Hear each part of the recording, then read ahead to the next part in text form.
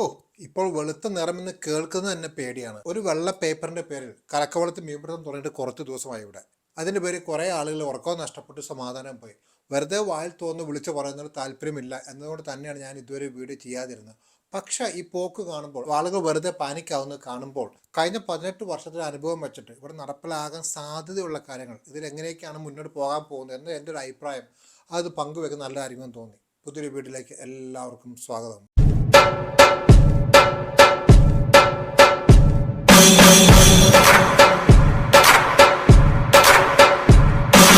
ആദ്യമേ പറയട്ടെ, ഈ പുലി വരുന്നേ എന്ന് പറയാൻ തുടങ്ങിയിട്ട് വർഷങ്ങളായി, നാളുകളായി. പക്ഷെ ഇന്നു വരെ ഈ പുലി ഇവിടെ വന്നിട്ടില്ല. കാരണം ഇത് ഇവിടെ പ്രായോഗികമല്ല. ജോലിക്ക് ആളെ കെട്ടണ്ടേ, അത് തന്നെയാണ് പ്രധാന പ്രശ്നം. പിന്നെ ഈ സംഭവം എന്ന് പറഞ്ഞ് പാതിരാത്രി 12 മണിക്ക് നോട്ട് നിരോധനം നടപ്പിലാക്കുന്നത് പോലെ നടപ്പിലാക്കാൻ പറ്റിയ ഒരു സംഭവമല്ല. സർക്കാർ മാത്രം വിചാരിച്ച് നടക്കുന്ന ഒരു കാര്യവുമല്ല. ഇതിൻ്റെ ദൂരവ്യാപകമായ പ്രത്യാഘാതങ്ങൾ പഠിച്ച് അതിനുശേഷം മാത്രമേ ഇങ്ങനെ ഒരു തീരുമാനം എടുക്കുവാനും ഇങ്ങനെ നിയമം കൊണ്ടുവരാനും സാധിക്കുകയുള്ളൂ. അതാണ് ഒരു യാഥാർത്ഥ്യം എന്ന് പറയുന്നത്. കാരണം ഇവിടെ പണിയാൻ ആളെ കിട്ടണം, അതാണ് ഒരു പ്രധാന പ്രശ്നം. പിന്നെ ഇവിടെയുള്ള ആളുകളെ ട്രെയിൻ ചെയ്ത് എടുക്കാം എന്ന് പറയുന്നത് അത്ര എളുപ്പമുള്ള കാര്യമൊന്നുമല്ല. ഒരു രാത്രി നടക്കുകയില്ല, അതൊക്കെ സമയമെടുക്കുന്ന കാര്യമാണ്. അപ്പോഴേക്കും നിലവിലിവിടെ ഉള്ളവർക്ക് PR കിട്ടുകയും ചെയ്യും. അതാണ് നടക്കാൻ പോകുന്ന യാഥാർത്ഥ്യം എന്ന് പറയുന്നത്. എന്തായാലും ഇതിനെക്കുറിച്ച് ഇവിടുത്തെ ഒരു പ്രമുഖ ഇമിഗ്രേഷൻ വക്കീലും കൗൺസിലറുമായ അഡ്വക്കേറ്റ് ദിലീപ് കുമാർ, അദ്ദേഹം എന്താണ് പറയുന്നതെന്ന് കേട്ട് നോക്കാം. താങ്ക് യു രാജൻ, ഇങ്ങനൊരു കോൺവെർസേഷൻ വിളിച്ചതിന് സന്തോഷം. അതുപോലെ തന്നെ ഈ ഒരു കാര്യം ഏറ്റെടുത്തുകൊണ്ടൊരു വീഡിയോ ഇപ്പോൾ ഇടാനായിട്ട് മുന്നോട്ട് വന്നതിൽ അഭിനന്ദിക്കുകയാണ്. കാരണം ഒരുപാട് ആളുകൾ ഇവിടെ UK ഒരുപാട് ആളുകൾ വളരെ പാനിക്കായിട്ടാണ് കഴിഞ്ഞ ദിവസം വന്ന വൈറ്റ് പേപ്പറിനെ കണ്ടത്. ഇപ്പോഴും നമുക്ക് ദിനംതരം ഒരുപാട് കോളുകൾ ഇതുമായി ബന്ധപ്പെട്ട് വരുന്നുണ്ട്. നമുക്കറിയാം, നമ്മൾ ഇതിനു മുമ്പ് ഒരു ലാസ്റ്റ് ഇയറിൽ നമ്മളുടെ സ്കിൽഡ് വർക്കറിൽ ചെറിയ ചേഞ്ച് വരുന്നിട്ട് നമ്മൾ ഇനി ഡിപ്പെൻഡ് ആഡ് ചെയ്യാൻ പറ്റില്ല എന്നുള്ളൊരു സംഭവം വന്ന സമയത്തും ഇങ്ങനെ ഒരുപാട് ക്വസ്റ്റ്യൻസ് എല്ലാം വന്നിട്ടുണ്ടായിരുന്നു. അന്ന് നമ്മൾ പറഞ്ഞിട്ടുണ്ടായിരുന്നു ഒരു പർട്ടിക്കുലർ ഡേറ്റ് തരും, ആ ഡേറ്റ് കഴിഞ്ഞിട്ട് നമ്മൾ പുതിയ ആപ്ലിക്കന്റിനായിരിക്കും അത് ബാധിക്കുന്നത് എന്ന് നമ്മൾ പറഞ്ഞിട്ടുണ്ടായി. അതുപോലെ തന്നെയാണ് ഹോം ഓഫീസിൻ്റെ ഡിസിഷൻ വന്ന സമയത്ത്, ലാസ്റ്റ് ഡിസിഷൻ വന്ന സമയത്ത് ഇംപ്ലിമെൻറ്റ് ചെയ്തതും അങ്ങനെ തന്നെയാണ്. ഒരു ഡേറ്റ് പറഞ്ഞിട്ടുണ്ടായ ഡേറ്റിന് മുമ്പ് മാറിയവരും അല്ലെങ്കിൽ ഡേറ്റിന് മുമ്പ് COS കിട്ടിയവരെയൊന്നും അത് എഫക്റ്റ് ചെയ്തിട്ടുണ്ടായിരുന്നില്ല. അതിനുശേഷം പുതിയതായിട്ട് വരുന്ന ആൾക്കാരെയാണ് ഇപ്പോഴും ഗവൺമെൻറ് ഉദ്ദേശിക്കുന്നത്. ഈ പറഞ്ഞതിൽ ഗവൺമെൻറ്റിൻ്റെ ആ ഒരു വൈറ്റ് പേപ്പർ വായിച്ച് മനസ്സിലാക്കുന്നത്, പുതിയതായിട്ട് നമ്മുടെ രാജ്യത്തേക്ക് വരുന്ന, പുതിയതായിട്ട് ഓരോ കാര്യത്തിലേക്ക് വരുന്ന ആൾക്കാരെ ഉദ്ദേശിച്ച് മാത്രമാണ് ഇത് വച്ചിരിക്കുന്നത്. നിലവിൽ ഇവിടെ ഉള്ളവരെ ഇത് ടച്ച് ചെയ്യാനുള്ള സാധ്യത വളരെ കുറവാണ്. സാധാരണ ഇതിനു മുമ്പ് ടച്ച് ചെയ്തിട്ടുള്ള റെട്രോസ്പെക്റ്റീവ് എഫക്റ്റായിട്ട് ഇങ്ങനെ കൊണ്ടുവന്നിട്ടില്ല അവർ.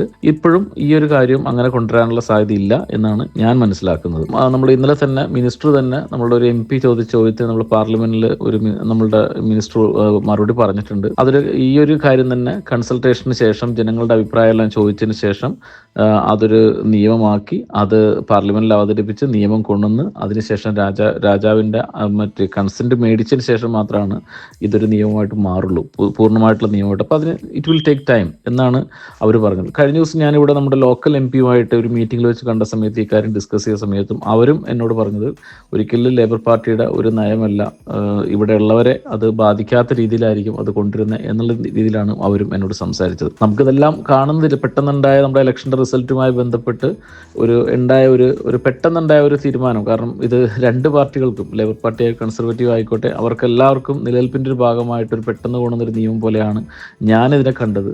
അവർക്ക് ഇല്ലാന്നുണ്ടെങ്കിൽ റിഫോമിൻ്റെ അതിയായ പ്രസരം ഇത് പെട്ടെന്ന് വരുന്നതിൻ്റെ ഒരു ബുദ്ധിമുട്ട് അവർക്ക് കാണാൻ സാധിച്ചിട്ടുണ്ട്. നമുക്ക് ഈ ഒരു കാര്യത്തിൽ നമുക്ക് 3 കാര്യങ്ങളായിട്ട് തിരിച്ചിട്ടുണ്ടെങ്കിൽ, നമ്മളൊന്ന് സ്കിൽഡ് വർക്കറുമായി ബന്ധപ്പെട്ടുള്ള വിഷയം പറയുവാണെങ്കിൽ അതിൽ വരാൻ പോകുന്ന മാറ്റങ്ങൾ എന്ന് പറഞ്ഞിട്ടുണ്ടെങ്കിൽ ഇപ്പോൾ നിലവിൽ ഒരു പ്രശ്നങ്ങളില്ല. ഭാവിയിൽ വരുവാണെങ്കിൽ തന്നെ അതിൽ വരുന്നത് എന്താണ്, നമ്മുടെ ഇംഗ്ലീഷ് ലെവലൊന്ന് ഹയർ ആക്കിയിട്ടുണ്ട് അവർ ഒരു ഇപ്പോൾ 3 എന്നുള്ളത് ഒരു 6 ലെവലിൽ 6ൻ്റെ എബവ് വരുന്ന ജോലികൾക്കായിരിക്കും ഇനി അവർ COS ആർക്ക് എംപ്ലോയർക്കാണെങ്കിലോ സ്പോൺസർ ചെയ്യാൻ പറ്റുന്നത്. അതിന് താഴെയുള്ള ജോലികളെല്ലാം ഇങ്ങോട്ട് ഇന്റർനാഷണൽ റിക്രൂട്ട്മെന്റ് ഉണ്ടാവില്ല. അതുപോലെ ഏറ്റവും പ്രധാനപ്പെട്ട നമ്മളുടെ കെയർ സെക്ടറുമായി ബന്ധപ്പെട്ട് നമുക്കറിയാം, ഏറ്റവും കൂടുതൽ ഇവിടെ ജനങ്ങൾ വന്ന് നമ്മുടെ നാട്ടിൽ നിന്ന്, കേരളത്തിൽ നിന്നുള്ള ആൾക്കാർ വന്ന് ബുദ്ധിമുട്ടുന്നൊരു സെക്ടറാണ് നമ്മളുടെ കെയർ സെക്ടർ. അതിലൊരുപാട് പൈസ നമുക്ക് മേടിച്ചുകൊണ്ട് തന്നെ ഇവിടെ വന്ന് അവർ കഷ്ടപ്പെടുന്നവരുണ്ട്. അപ്പോൾ അങ്ങനെയുള്ള കാര്യങ്ങൾ ഗവൺമെൻറ് അതുകൊണ്ട് തന്നെ അതിൽ ഇത് നിർത്തുകയാണ്. ഇനി ഇൻ്റർനാഷണൽ ആയിട്ടുള്ള റിക്രൂട്ട്മെൻറ്റ് നിർത്തുന്നു എന്ന് പറയുന്നുണ്ട്. സ്റ്റുഡൻസിൻ്റെ കാര്യമാണെങ്കിൽ തന്നെ അവർ പറഞ്ഞിരിക്കുന്ന പ്രധാനപ്പെട്ട കാര്യം എന്ന് പറഞ്ഞിട്ടുണ്ടെങ്കിൽ, അവർ പഠിക്കാൻ ആഗ്രഹിക്കുന്നവർ മാത്രം ഇങ്ങോട്ട് വരിക, ഡിപ്പെൻഡിനെ കൊണ്ടുവരാൻ പറ്റില്ല, നേരത്തെ തീരുമാനിച്ചിട്ടുണ്ട്. അതൊന്നും കൂടി സ്ട്രിക്റ്റ് ആയിക്കൊണ്ട് നമ്മളുടെ PSWയിൽ 18 months ഷോർട്ടാക്കാനുള്ള ഒരു പ്രപ്പോസലാണ് അവർ വച്ചിരിക്കുന്നത്. അതായിരിക്കും നടപ്പാക്കാനായിട്ട് സാധിക്കുന്നത്. അതുപോലെ തന്നെ PSW കഴിഞ്ഞാൽ തന്നെ അതാത് മേഖലകൾക്ക് പോകണം എന്നാണ് ഗവൺമെൻറ് ഉദ്ദേശിക്കുന്നത്. അപ്പോൾ അങ്ങനെയുള്ള കാര്യങ്ങളൊക്കെ വരുന്നു. ഏറ്റവും അവസാനമായിട്ട് PR-ൻ്റെ കാര്യമാണ് ഏറ്റവും ഇതിൽ പറഞ്ഞിരിക്കുന്നത്. എല്ലാവർക്കും സംശയമുള്ളതാണ്.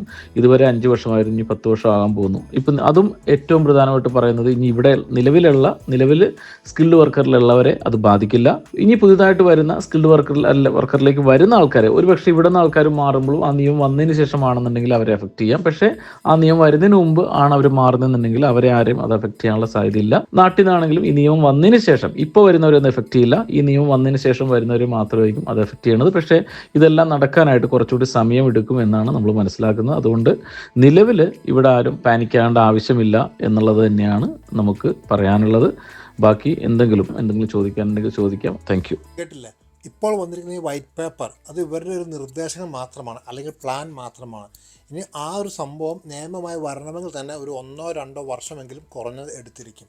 അതാണ് ഒരു യാഥാർത്ഥ്യം. ഇനി അങ്ങനെ നിയമമാകുമ്പോൾ തന്നെ റെട്രോസ്പെക്റ്റീവായി അഥവാ മുൻകാല പ്രാബല്യത്തോടെ ഈ നിയമം വന്നാൽ മാത്രമാണ് നിലവിൽ ഇവിടെയുള്ളവർ പേടിക്കേണ്ട ഒരു സാഹചര്യം വരുന്നുള്ളൂ. എൻ്റെ അഭിപ്രായത്തിൽ അതിന് 1% പോലും സാധ്യത ഇല്ല. ഇനി അഥവാ അങ്ങനെ വന്നാൽ പോലും അത് കോടതിയിൽ തള്ളിപ്പോകും. ആർക്കും ഇവിടെ നിന്ന് പോകേണ്ടതും വരില്ല. കാരണം ഇവിടെ ഹ്യൂമൻ റൈറ്റ്സ് എന്ന് പറയുന്ന സംഭവത്തിന് ഇവിടെയൊക്കെ നല്ലതുപോലെ പ്രാധാന്യമുണ്ട്. അതങ്ങനെ വെറുതെ തള്ളിക്കളയുന്ന സംഭവമല്ല. ഇവിടെ ഇല്ലീഗലായിട്ട് വരുന്നവരെ പോലും പറഞ്ഞു വിടാൻ പറ്റുന്നില്ല. പിന്നെയാണ് ലീഗലായി വന്നവരുടെ ആൾക്കാരും. ഒരു കാര്യം നിങ്ങൾ ശ്രദ്ധിച്ചു, ഈ വൈറ്റ് പേപ്പറിൽ ഈ വള്ളം തുഴഞ്ഞു വരുന്ന ആളുകളെക്കുറിച്ച് എന്തെങ്കിലും പറഞ്ഞിട്ടുണ്ടോ? ഇല്ല. അതുകൊണ്ടാണ് കഴിഞ്ഞ വീഡിയോയിൽ ഞാൻ പറഞ്ഞത്, ഇത് ഇപ്പോൾ റീഫോം പാർട്ടിയുടെ പെട്ടെന്നുള്ള വളർച്ച കണ്ട് പേടിച്ച് ആളുകളുടെ കണ്ണിൽ പൊടിയിടാനുള്ള ഒരു തന്ത്രം മാത്രമാണ് ഇപ്പോൾ വന്നിരിക്കുന്ന വെള്ളപ്പേപ്പർ എന്നാണ് എൻ്റെ ഒരു നിഗമനം. പക്ഷെ ഒരു കാര്യമുണ്ട് കേട്ടോ, ഇനി ഇങ്ങോട്ട് പുതിയതായി വരാനിരിക്കുന്ന ആളുകൾ അവരുടെ കാര്യം കടുപ്പമായിരിക്കും. കാരണം ഇതിനു മുമ്പും ഇതുപോലെ 2011 തോന്നുന്നു ഇതുപോലെ എല്ലാം നിർത്തിയിരുന്നു. അന്ന് ഇതുപോലെ എല്ലാം നിർത്തിയതിന് ശേഷം വീണ്ടും തുറന്നത് ഈ കോവിഡിൻ്റെ സമയത്താണ്. അപ്പോൾ അങ്ങനെ വലിയ ഗ്യാപ്പ് ഉണ്ടായിരുന്നു. ഇതിവിടെ പതിവാണ്. കുറച്ച് നാൾ ഓപ്പൺ ചെയ്തിടും, അത്യാവശ്യം ആളായി കഴിയുമ്പോൾ എല്ലാം കൊട്ടിയടയ്ക്കും, പിന്നീട് ആളെ ആവശ്യം വരുമ്പോൾ വീണ്ടും തുറക്കും. ഇതിങ്ങനെ ഒരു സൈക്കിൾ ഇങ്ങനെ ഉള്ളതാണ്. അതിൻ്റെ പാർട്ട് ഓഫ് ഇറ്റ് ഇപ്പോൾ വീണ്ടും ക്ലോസ് ചെയ്തു, അത്രമാത്രമാണ്. അതുകൊണ്ട് എൻ്റെ ഒരു അഭിപ്രായത്തിൽ നിലവിൽ ഇവിടെ ജോലിക്ക് വന്നിട്ടുള്ളവർ അവർ സേഫ് ആയിരിക്കും, ഒന്നും പേടിക്കേണ്ട ആവശ്യമില്ല എന്ന് തന്നെയാണ് ഞാൻ പറയുള്ളൂ. പിന്നെ നിങ്ങൾക്ക് ചെയ്യാവുന്ന മറ്റൊരു കാര്യം എന്ന് പറയുന്നത് നിങ്ങളുടെ ലോക്കൽ MP കണ്ടുപിടിച്ച് നിങ്ങൾ ലോക്കൽ MP ഒരു ഇമെയിൽ അയക്കുക, നിങ്ങളുടെ കൺസേൺ അറിയിച്ചുകൊണ്ട്. കാരണം ഈ സംഭവം എന്തായാലും പാർലമെൻറ്റിൽ ചർച്ചയ്ക്ക് വരും. അപ്പോൾ ചർച്ചയ്ക്ക് വരുമ്പോൾ നിങ്ങൾ MP നിങ്ങൾ കോൺടാക്ട് ചെയ്യുകയാണെങ്കിൽ അവർ പാർലമെൻറ്റിൽ ഈ സാധനം റേസ് ചെയ്യും, നമ്മുടെ ഇഷ്യൂ റേസ് ചെയ്യും. നമ്മുടെ നാട്ടിൽ നിവേദനം കൊടുക്കുന്ന പോലെയല്ല, ഇവിടെ നിവേദനം കൊടുത്തു കഴിഞ്ഞാൽ അതിന് കാര്യമുണ്ട്, അവർ അത് വേണ്ടവർ കൈകാര്യം ചെയ്തുകൊള്ളും. നിങ്ങളുടെ ലോക്കൽ MP എങ്ങനെ കണ്ടുപിടിക്കാം എന്നത് അതിൽ ലിങ്ക് കമൻറ്റ് ബോക്സിൽ ഇട്ടിട്ടുണ്ട്. അപ്പോൾ അങ്ങനെ MP കണ്ടുപിടിക്കുക, ഒരു കൺസേൺ ഒരു ഇമെയിൽ അയച്ചു കൊടുക്കുക. അതെപ്പോഴും നല്ലതായിരിക്കും. അത് ഈ വിഷയത്തിലൊന്നല്ല, എന്ത് വിഷയമുണ്ടായാലും ലോക്കൽ MP നിങ്ങൾക്ക് ധൈര്യമായിട്ട് ഇമെയിൽ അയക്കാൻ സാധിക്കും. അത് സാധാരണ എല്ലാവരും ചെയ്യുന്ന സംഭവമാണ്. അത് ധൈര്യമായി ചെയ്തിടുക. അങ്ങനെയാണ് ഈ സംഭവം പാർലമെൻറ്റിൽ അവർ ഉന്നയിക്കുകയുള്ളൂ. അതുകൊണ്ട് എനിക്ക് നിലവിൽ UK എല്ലാവരും പറയാനുള്ളത്, ദയവേത് നിങ്ങൾ പാനിക്കാകാതിരിക്കുക. ആരെങ്കിലും എന്തെങ്കിലും പറയുന്നത് കേട്ട് ടെൻഷൻ അടിക്കാതിരിക്കുക. ഇപ്പോഴത്തെ സാഹചര്യത്തിൽ എൻ്റെ ഒരു അഭിപ്രായത്തിൽ ഇതൊന്നും സംഭവിക്കാൻ പോകുന്നില്ല, ധൈര്യമായിട്ടിരിക്കുക. അതുപോലെ ഈ വിഷയത്തിൽ നിങ്ങളുടെ അഭിപ്രായം, അല്ലെങ്കിൽ നിങ്ങൾക്ക് എന്തെങ്കിലും കൺസേൺ ഉണ്ടോ, എന്താണ് നിങ്ങളുടെ അഭിപ്രായം, കൺസേൺ ഒന്ന് കമൻ്റായിട്ട് പറയണേ. അപ്പോൾ മറ്റൊരു വീഡിയോ നമുക്ക് വീണ്ടും കാണാം. Good bye.